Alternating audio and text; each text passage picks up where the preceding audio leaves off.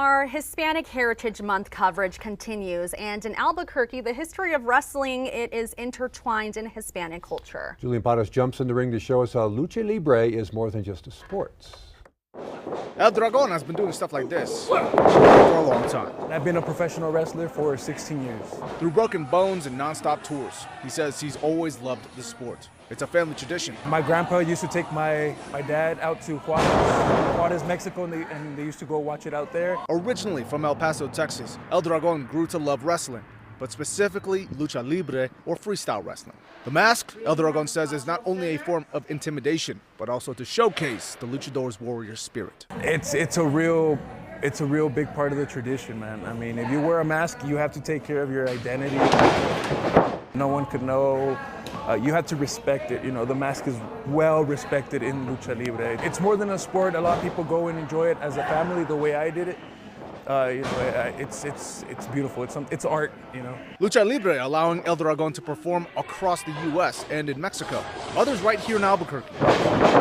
And it's become a huge part of Hispanic and Latino culture over the years. I've wrestled in Juarez before, and it's just like everybody and their mother's there. Entertainment connecting generations to each other. You know, your grandmas, your abuelitas, your tios, your tias, you know, all of them. They know about professional wrestling in some capacity and another. Luis Guzman is a trainer at Prime Pro Wrestling in Albuquerque. Danny G, an Albuquerque native who's gained a solid following from his work in professional wrestling. Both say it's more than just a sport to them, but a lifeline as well. There's guys that could have got into drugs or gangs and stuff.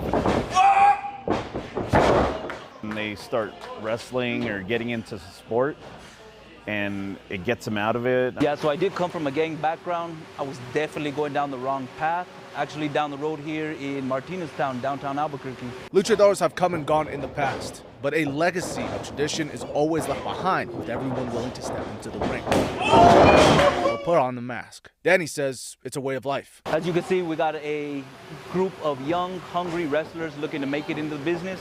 It's only right that we show them the right way. But also a calling. I always say if I was born again, I think I would be a wrestler again. A part of who they are as luchadors. For KOAT Action 7 News, I'm Julian Paras.